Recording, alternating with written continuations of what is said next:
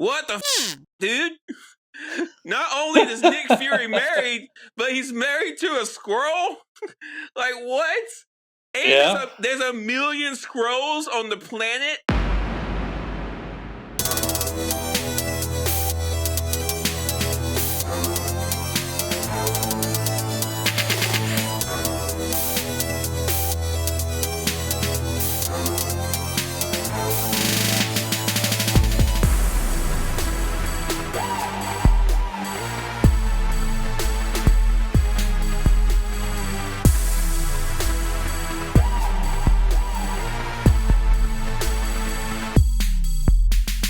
This episode of Secret Invasion was probably the most important storytelling thing since,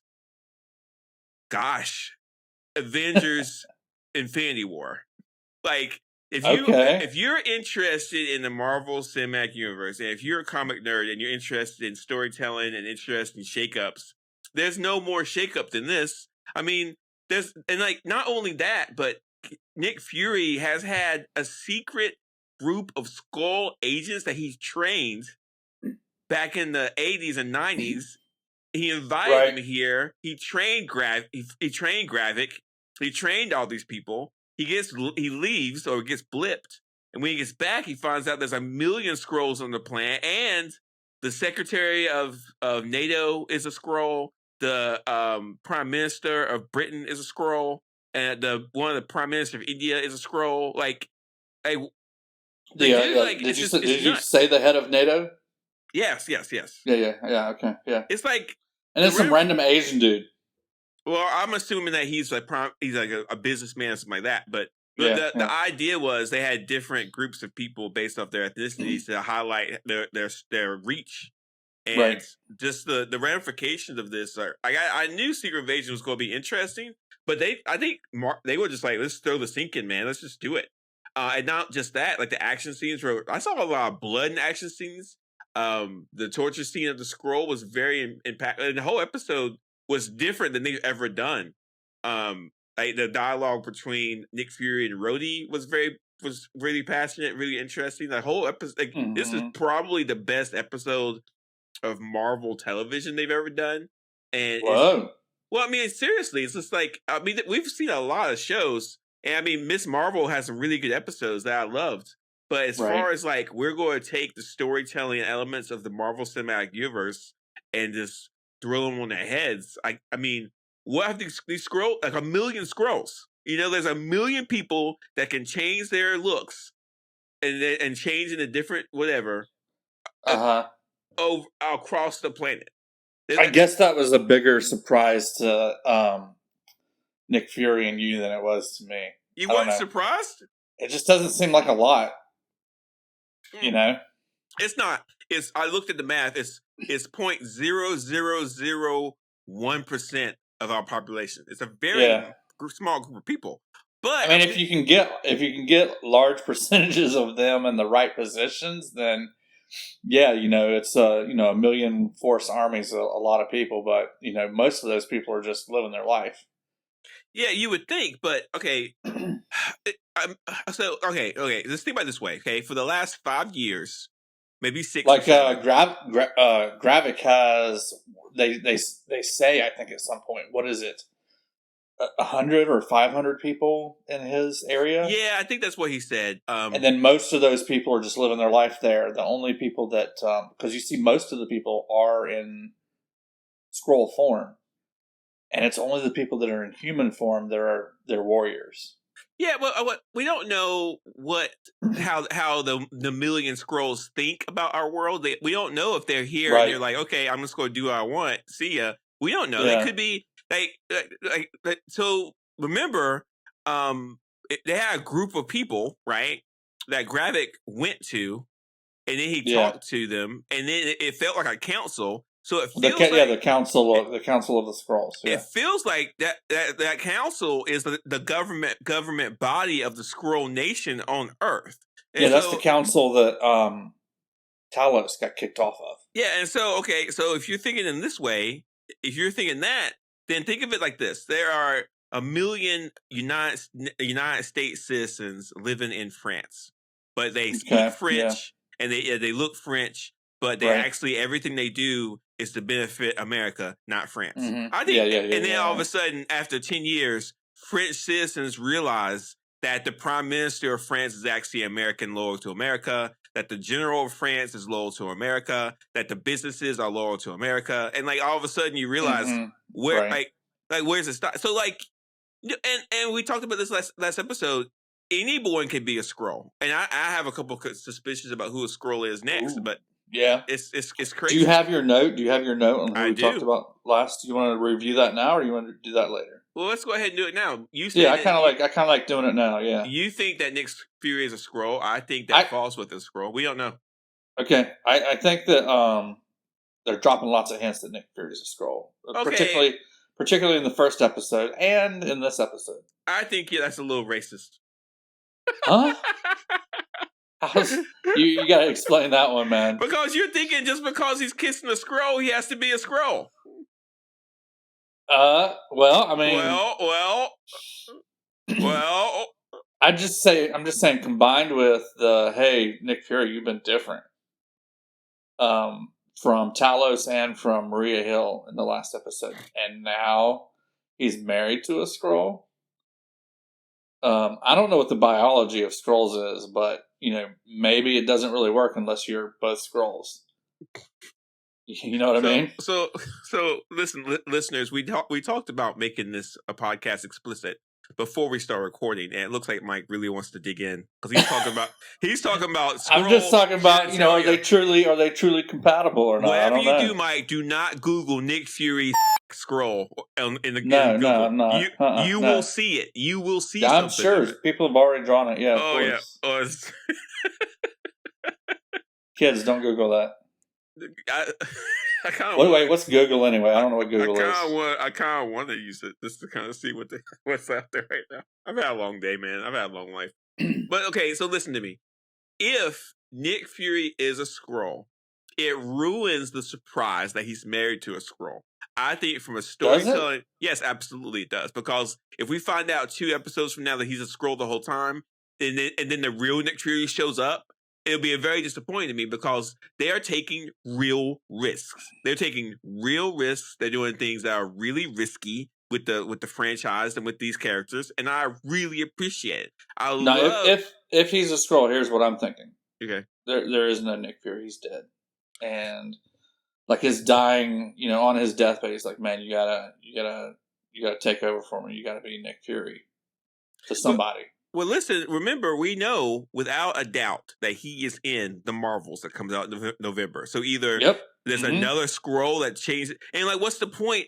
Like, what's the point of a Skrull taking over Nick Fury's like role in space? Like, that doesn't make any sense. It's cliched. It seems trivial. So you think it's more impactful if Nick Fury is in a cross-species relationship? Yeah, absolutely. It's risky. It's strange. It generates a ton of questions. It makes me look at him completely different. And also, well, like that kind of explains why he's so into their customs. Where him and Talos in the last episode they put their heads together. They put their heads together. Yeah, and then he did it to his wife, and he kissed his wife, and then he did it to Gravik. Like it feels like. Wait, when did he do it to Gravik? He didn't do it to Gravik, but he did do it to... No, he did to Gravik when he first met Gravik in that scene. Oh, yeah, that's right. The woman, his wife, Priscilla... Gravik as a child. Yeah, his wife, Priscilla, introduced Gravik to Nick Fury, and Nick Fury said, okay, I need soldiers. And so, like, Gravik lost his parents, he came to Earth on a spaceship by himself. Nick Fury took him in and created a super ninja soldier out of him, so that's great. Like, Nick Fury trained these guys... Like what? Oh my god! It's just like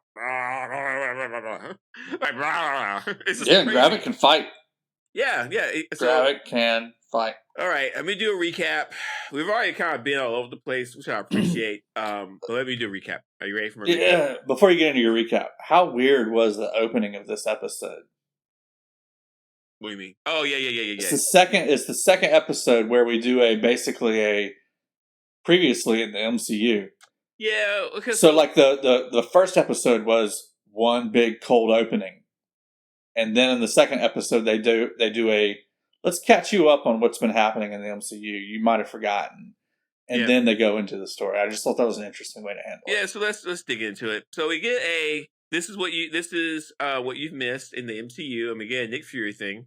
And then we get the backlash of what happened after the bombing from last episode. Nick Fury is thrown into a van, and we think that the Russian ninjas got him, but it's actually Talos. He changed it to a Russian dude to grab. Japan that has ninjas, not Russia. Okay, well, you don't know that. There has to be a Russian ninja somewhere. I mean, that's kind of. There's an American ninja. I don't know about a Russian ninja. I've never seen that movie. You're making a lot of assumptions there. And so Nick Fury is escaping with Talos out of Moscow. Talos reveals to Nick Fury that there are 1 million Skrulls, and that Talos asked them to come. And then it's also revealed that they've been living there. And so, it's also revealed that Nick Fury has been trained these Skrulls a long time ago to be like super soldier kind of people, which I got some ideas about, and I'll talk about that in a minute. Okay. And then Nick Fury gets upset, and then then Rhodey, our man Rhodes, War Machine shows up, and he talks to like a little council of people. Oh no, I'm sorry. Let me back up. We realize that Gravik talks to the Council of Skrulls, and he convinces them to that he should be a general for their army, and there's going to be like a sanctioned war against humanity now. And Gravik's like he's in the inside. We get some Gaia doing some sneaky stuff, which we'll get to. And then Rhodey talks to like a UN council that's kind of not a UN council. But then him and Nick Fury have a very interesting discussion about their relationship, their roles as people, and professionalism. More about the racial backgrounds, which I think is super important. And then basically, Rhodey fires Nick Fury. Nick Fury escapes or just leaves, more likely. And then we get a scene where a Skrull is captured from the Russian attack. He is getting abused and tortured. But then, like, the Falsworth shows up from last episode, who is played by, help me out, Mike, who plays her? What's her name? Olivia Colman. Yeah, Olivia Colman shows up, and then she cuts off his finger with pruning shears. Yeah, that's a good, quick way to find out whether he's actually a Skrull or not. Tortures him with chemicals, and she's really good. I really want to talk about her. The Gravik and another Skrulls show up. They rescue him, but then they kill him because they know he talks. But I forgot Gaia is sneaking around the Skrull facility, and we find out that the Skrulls are going to try and incorporate other alien or monster DNA into their system to make them stronger, which we'll get to hopefully a little bit.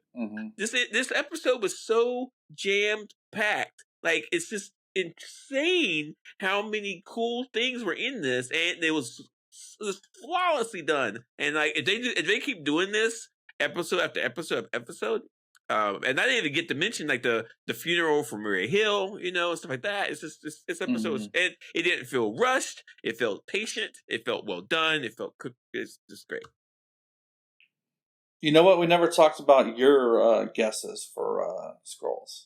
So my guess is I think that Falsworth is a Skrull, but I don't think that now. I don't think she is. Yeah, I was going to say, do you still think that? I don't, No. We'll recap. We'll do another episode 2 and decide who we think is Skrulls next for episode 2. But Mike, you said you had some questions for me. Go ahead and hit me up. Yeah, you talked about it a little bit. So Gaia's doing some snooping around. She's looking into who the doctor is that's doing the experiments. And then she comes across like some kind of file on, I guess, DNA samples they've been getting. Did you look Groot? Yeah, did you look at them? Yep. Well, I know who Groot is. I took down the other names, but I don't know who they are, and I'm hoping you can help us out. So, Groot, we all know who Groot is. He needs no introduction. Frost Beast is up next. Who that? He showed up in Thor: The Dark World. He was like one of these Asgardian creatures that showed up when the world, like the Frost Giants. Yeah, he was a monster that just showed up on Earth when our dimensions were kind of clicking together. So he was on Earth for a little bit, but it was one of those blink you can miss it kind of deals. No, So, like the Asgardians are constantly fighting frost giants. Yeah, but it's not a frost. It's not a frost giant. This is a special. I don't know what it is, but there's a link to it. There's a link to our article where you actually see a picture of him. Okay, so it is of Asgardian origin. Yeah, it says here. This is from the direct.com has an article, and it says here an incredibly deep cut reference. The next on the list is Frost Beast with the catalog showing its decapitated head. Undoubtedly, the same Frost Beast escaped on Earth in Thor: The Dark World during the Chaos and Convergence. So we saw a Frost Beast in Thor. It's a Thor: The Dark World. Yeah. Okay. All right. Cool. Probably like one of the Frost Giants' pets or something like that. I guess so. Cole Obsidian. But you know who that is? I have no idea. He was the big monster that fought Iron Man at the beginning of Infinity War. They fought in the middle of the street, and he got his hand cut off when what's his face fought with him. You saw the movie. Is that the big like metal thing, the Destroyer? No. Cole Obsidian. No, Avengers Infinity War. There were 4 different warriors for Thanos. Right? There was and Cole Obsidian was one of them. He was really big. And the Hulk fought him in the Iron Man suit. He's fighting with that wizard guy, right? The wizard guy? Yes. And then Extremis. So that's a deep cut from Iron Man 3. Yeah. Okay. That's weird. Like it's the top 3 are people, and the 4th one's a condition. Well, okay, so this is what they're doing, okay? They're trying to find the DNA that they feel like is very powerful. And if you look at Groot, creatures, you look at Groot, you look at Frost Beast, and you look at Obsidian. They're big, massive creatures. But what Extremis worries me, and here's why: Extremis in Iron Man 3, they use that technology to create, they make themselves stronger, to give themselves a lot of like this heat energy, right? To heal themselves from major wounds. And Iron Man had a hard time fighting these guys, and so in the comics, Extremis is even more powerful than that. And so what we're looking at here is if what they're trying to do happens, if the Skrulls get this material and incorporate it into their bodies, they are going to be super people that no one can stop, not even the Avengers. Where would there be any of that left? That's weird. Well, I mean, it's probably all over the place because like Groot was on planet Earth for a while, and like he was in Wakanda. He could have left some DNA. He gets pieces of him cut up and stuff like that, so he could have been left pieces there. Yeah, Frost Beast, they could have found him someplace too. Like someone has some DNA from all these creatures, and like scientists have them. They just keep them around, and so it's not that. Maybe like bunkers or something like that. Yeah, it's not that far. It's not that far fetched to think that like the Skrulls could find it and then incorporate them into their cells, which again is super cruel because what they're doing again is deep diving into stuff that we've seen in Marvel history, and this show is actually archiving Marvel history, but also re-detailing it, re-describing it. It's like this is what I've been talking about for a long, long time. The Marvel shows need to be consequential. They need to be shows that help move the MCU stories forward. And this episode does more to move it forward than almost any of the ones. The only one that's even more consequential is probably Miss Marvel. But other than that, like Moon Knight, we could have watched all of Moon Knight, and he didn't affect the Marvel Universe at all, right? Right. But this not at all. This is completely changing and making us rethink this universe that we're invested in. It's really good. And it's fearless. I mean, they don't care that they just said there's a million Skrulls. And they don't care about the ramifications that Nick Fury has been married for a very long time to this woman. Years. And so like, he's always been married to her. Like as soon as he picked up the ring and put it on, it showed that he's been hiding it forever, you know? It's pretty powerful stuff. Okay. I'm going to so while we're on this, one of the Skrulls was looking for another harvest. That's what they call these, I guess. I don't know why. It's weird. Does that call back to anything the comic books calling these things harvests? No, not really. Not that I can think of. All right. What do you think the next one they're looking for is? Got any ideas? Well, they showed us the 4. Yeah, they showed us the 4. And maybe they're just working on these. Maybe they don't already have these. Well, you know what they could be doing? There could be a bunch of different ones, and we just saw those 4. But there could be like 2 or 3 dozen different "quote unquote" harvests they're looking for. Like different, like they could be looking for pieces of Spider-Man's DNA. Imagine if they found that. They could be Venom. They could be Venom. That little piece of Venom that was left behind. Yeah, but I don't even think they know that exists. But imagine if they get some Hulk or Abomination, right? Or She-Hulk, right? Or imagine if they get some DNA from, let's say, Rocket Raccoon or even Thor. I mean, Asgard. What if what's the nerd from She-Hulk? What if he was working for these Skrulls? What if he was a Skrull? Yeah, you don't know. Like he wouldn't have needed the Hulk serum for that because he would have already been pretty powerful. Yeah, but I mean, I don't want to get into She-Hulk stuff because the end of She-Hulk was kind of crazy. But but I mean, just think about all the different Marvel shows and movies, and think about all the different beings that have been leaving their DNA and their abilities everywhere. I mean, what if they have Captain Marvel DNA? It's just I think that we should be prepared for them to have. I don't think it's that easy. I don't know. We'll see. I don't know. I think we should be prepared for them to have DNA and remnant material from these creatures. I think we're going to see a surprise one, not just the ones we saw on the screen. There's going to be ones we didn't see that you're going to see. Yeah. Okay.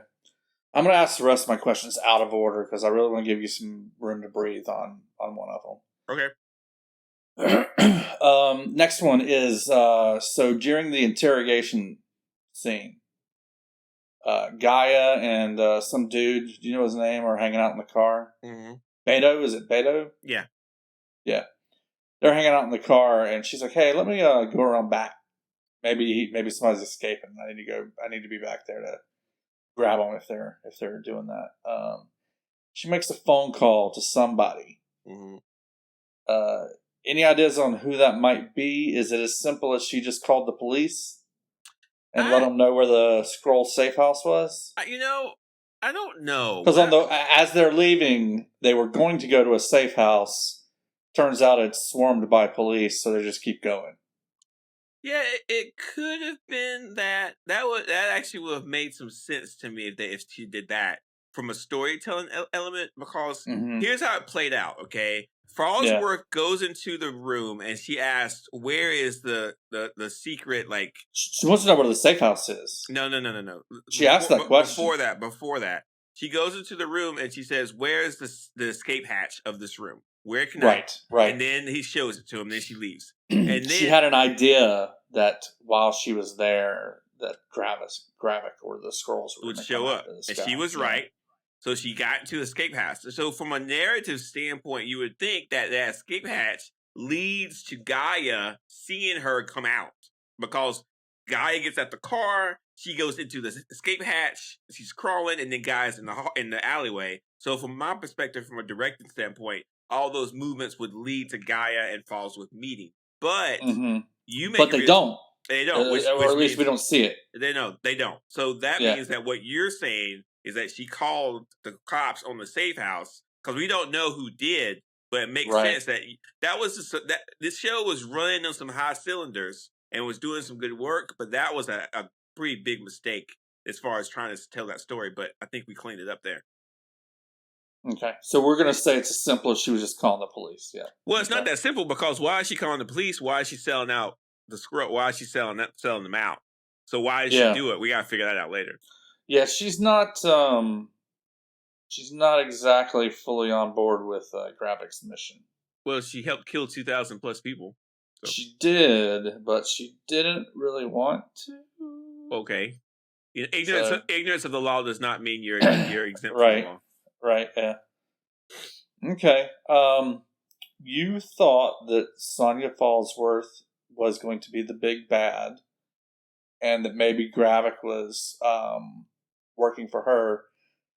Doesn't seem to be the case. I was absolutely wrong. Gravik looks like he's the big bad. He is now the general of all of the Skrulls. There could be another big bad, and Fallsworth could end up being a different big bad. Maybe she's run op for someone besides maybe she's doing her own thing and she's not part of any kind of covert operation. We don't know for sure. So I'm not going to say that she's not a bad big bad yet. But Gravik being a big bad, I like Gravik. I think he's cool. But I feel like this show is running on some surprises, right? And what's going to be a surprise for episode 3?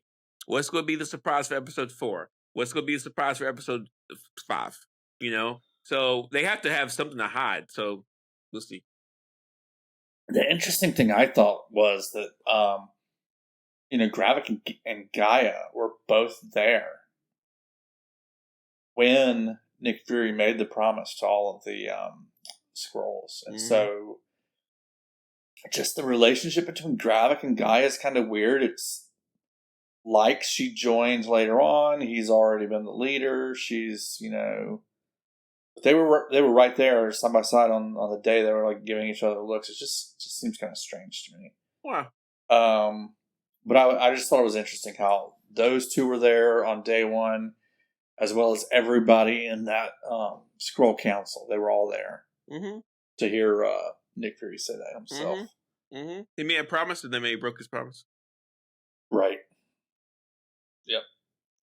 Which is another reason maybe he's a Skrull. It also, if you look at history, this has some historical relevance. There have been times in our history, I think if we look at the Palestinian conflict, where America and other superpowers have promised a group of people will take care of you, and they don't.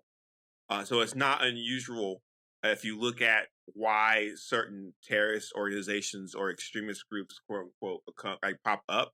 It's usually because they're screwed over by somebody else. I mean, if you think about, so just for a history lesson for everybody who's listening, in Afghanistan, we backed Mujahideen against the Russians, and then once the Russians left, we said, we whatever Mujahideen, peace out. And it turned out that one of those people was Osama bin Laden, right? And so he learned all the things he learned from the CIA when they were fighting the Russians in Afghanistan. And then we all see what happened there. So I might butcher some of that, but it's I think you got it. I think I nailed it pretty. I did it pretty good. Yeah, I did it pretty strong.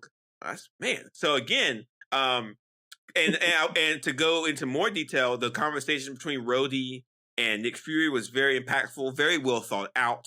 Right. Even the idea that Nick Fury is in an interracial, literal interracial relationship, a real interracial marriage, extremely impactful. This show is not afraid to have conversations, and I'm all about it. Yeah, I think it would be nice for as many mysteries as there's going to be throughout this that we do know up front who the big bad is. It's Gravik. We do know up front that Nick Fury and Sonya are both fighting against the Skrull invasion, but they're doing it their own ways and they're not collaborating. At least not yet. Yeah, I think it would be nice if those things are kind of simple and understood. I mean, maybe you're right, and there's going to be some twists and turns there, but just with all the other mysteries and things that we're gonna have to do. Excuse me. We're gonna have to deal with. That'd be kind of nice just to have those three things that are kind of constants. If you want certainty, you're watching the wrong show. I'm telling you right now, don't assume that people aren't Skrulls. I mean, I've still got like 10% on Nick Fury being a Skrull. Yeah, I wouldn't be. You know what, Mike? I wouldn't be surprised if it turned out Nick Fury is a Skrull. I'd be really disappointed. I'd be really, really sad. It would be a letdown, but I wouldn't be surprised. But I already know who's new on my Skrull list. Are you ready? Oh yeah, go for it. Yeah. Rhodey, man. I feel like Rhodey's a Skrull, man. That conversation didn't read right to me. It didn't feel like something. Feel like something that Rhodey would say. That's the last question that I had for you, and I wanted to give you some room for that one because, it's a conversation between two black men, and the fact that they're two black men is definitely a key part of that conversation. So, as another black man, can you kind of tell us your whole read on that scene? I thought it read perfectly. So I think your read might be different from mine. I don't know. What do you mean by that? What do you mean read? Just how that scene felt to you, what it meant to you, versus me. Because I live life as a white guy, so I just have to hear what those two guys are saying and be like, okay, yeah, I believe you. I feel like the show is being written in such a way that allows Samuel L. Jackson to be himself, and I think that conversation right there is indicative of two people who see things in a different way. Like, so Nick Fury thinks, okay, Don Cheadle is not just my friend, but he's a fellow Avenger, and he's a black person, so he knows what I'm going through. He's going to help me. But then Don Cheadle's like, hey, I am your friend, I am an Avenger, but the fact that you think that our friendship, our camaraderie, our memories with each other, and the fact that we share the same racial the same racial memories and ideas and culture is going to save you is wrong, because at the end of the day, I don't think that you are right, Nick Fury. And so it's important to see these two guys have an argument, and like the idea of Nick Fury saying, hey, I need your help, and I'm asking you to believe me based off of the sheer fact that I'm Nick Fury.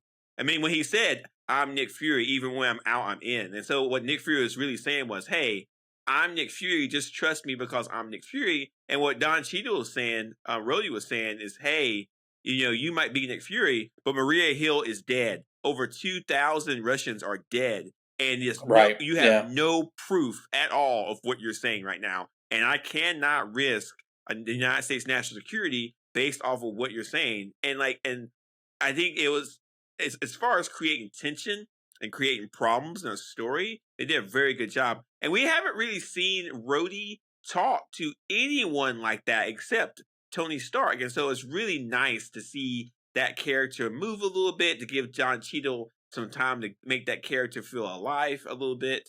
And this is a nice, good, honest scene. But to put all that together, if Don Cheadle is a Skrull, that would also disappoint me. But I can see a world where Don Cheadle is a Skrull, and then Nick Fury finds out and saves the real Nick Fury, the real Don Cheadle. I don't know. We'll see. But so do you think after watching this episode and that conversation, you think maybe Rhodey's a Skrull now? So I'm trying to anticipate what the writers are doing, and because I actually thought Rhodey acted more like a Skrull in the first episode than he did in this one.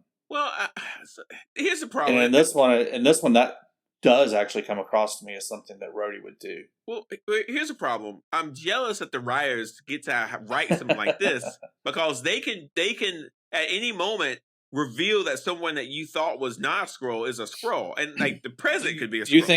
Do you think like Kevin Feige's like, okay, here's a list of people that cannot be Skrulls?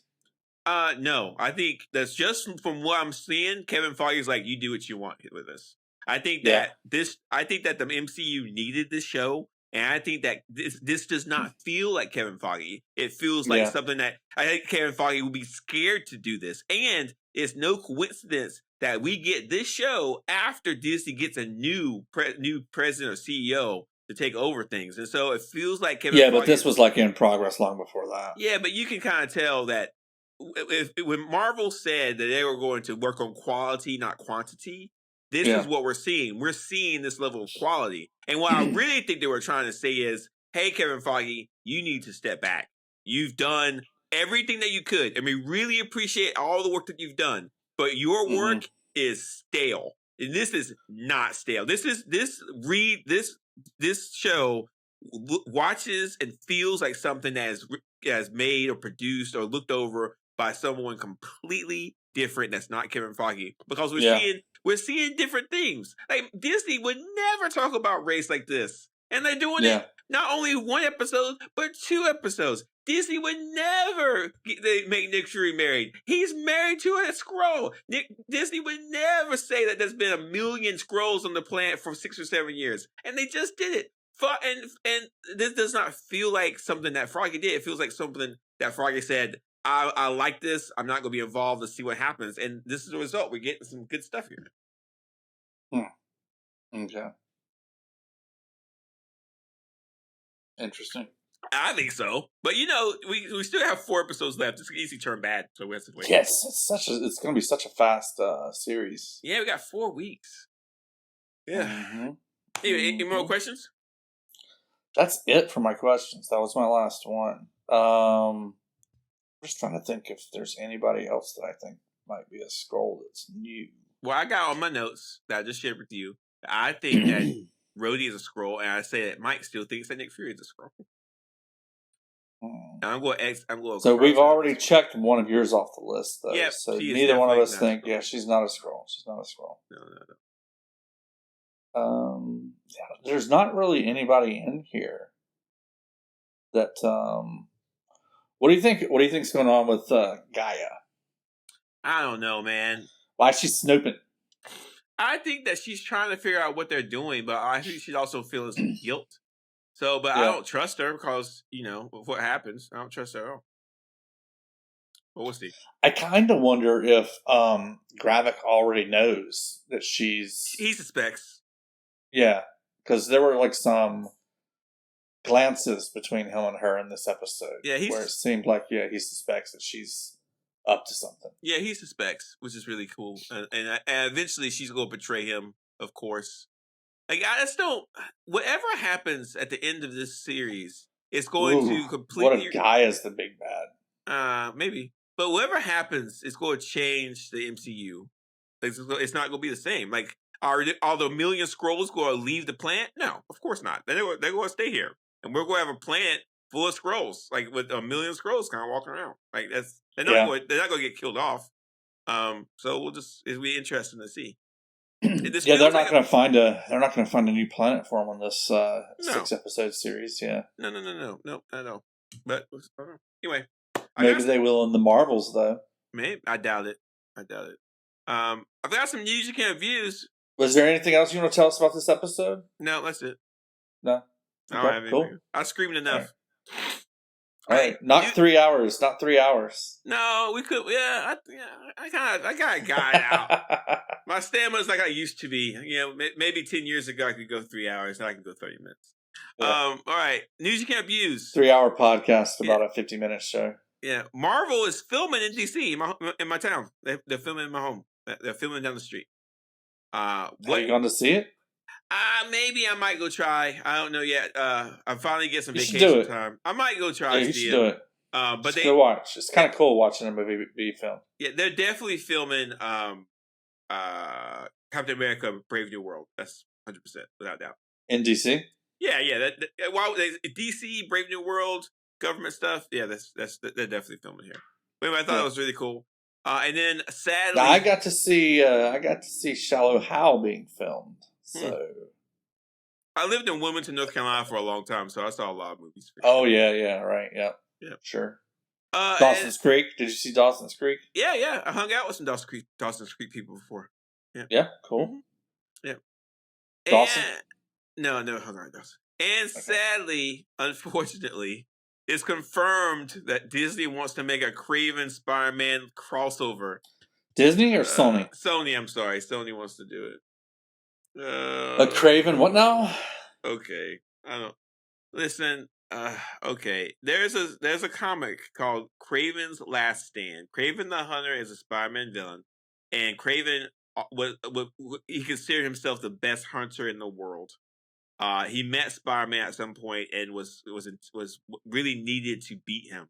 And at one point, Kraven does beat Spider-Man and buries Spider-Man in a coffin, and Spider-Man is like in a weird comatose state for like 2 weeks. And like he barely survived. And Kraven wore the Spider-Man suit and was Spider-Man during that time. It's for 2 weeks.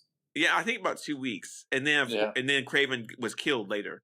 But man, like Sony doesn't have the ability to do this. This Kraven movie. Some people in Sony do, but yeah, but it's weird. Like whoever they give the like the animated stuff is just top notch. Yeah. And then their live action stuff is bottom drawer. Yeah, and I'm sorry, no one's going to go watch Kraven the Hunter. No one. No one knows who he is. This movie is going to tank. It's going to tank like a Titanic tourist submersible. Oh, that's bad. You might need to cut that one. Not leave it in. And like I just don't understand what Sony. We've told you this before. Focus on your animated stuff.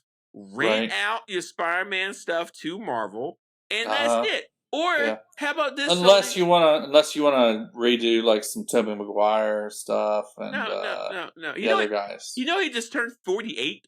Wow. I'm telling you, I'm down for that. But listen, here's my thing. Him and what's her face? Both of them. I would love to see that. Here, Sony. Listen, you guys are bad at making movies. You're just not good at them. And just stop doing it. Just rent out the Spider-Man properties to Marvel. Let them make Spider-Man movies and just sit back and count your money. I don't understand why you don't do this. Like, you can make just as much or more money. Like, you're going to waste money on Kraven the Hunter, and then you could have just let Marvel do whatever they wanted, and they would give you money. Like, I just don't... It makes no... If I was the CEO of Sony, I would be like, this is a no-brainer. Like, I don't know why we are keep doing this. Like, I don't know.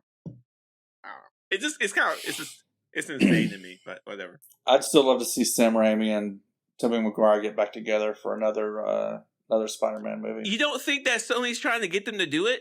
And you know why? I hope they are. Because that could be awesome. But also the guys we all love the older Peter Parker in the animated series. But also they're not going to do it because Sony can't make good movies. So like, why would I make a movie with them when they make garbage movies? Like I'm not doing that. Let those two let Sam Raimi run the show. Yeah. Sony is inept, and this is it. Anyway, that's it for today's episode, everyone. That's all the news we can abuse? That's it. It's two things. That's good. Wow. That's good. There's not much news you can abuse right now. We've also got to rate the episode. Oh, yeah. I give this a solid A. A+. This is great. Perfect. A+. Wow, that's strong. You can't get much better than this. Like, what else do you want? It's perfect. What about you? You keep giving these episodes modifiers, and I think I'm just going to go with the straight letter. That's fine. So it's probably a... Is this an A or a B? If this is B, then you're not going to get an A ever. Because you're not going to get an episode.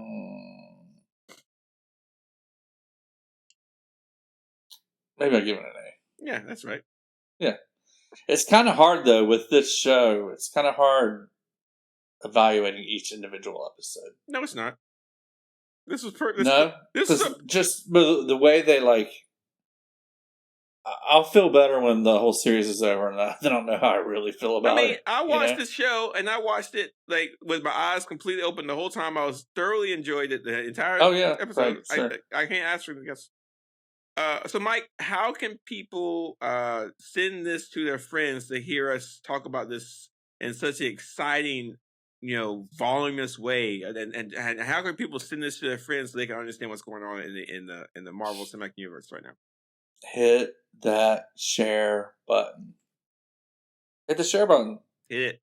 Just do it. It doesn't take that much time. Yeah, super easy to do. Super easy to do. We would really appreciate it. It would help out. Yeah, it doesn't cost you anything. It just hit the share button. Send it to your friends and family. It helps us out a ton, and you get the benefit of hearing about everything we have to say. And we don't get these series out much. This is it. We're getting this, and then we're getting the Marvel. So we don't do this a lot. Right. So this is your one-time opportunity to really go at it. Yeah, tell all your peoples, like, hey, you're watching Secret Invasion. Check out this podcast. They're talking about it. Exactly. Let's get ready for episode 3.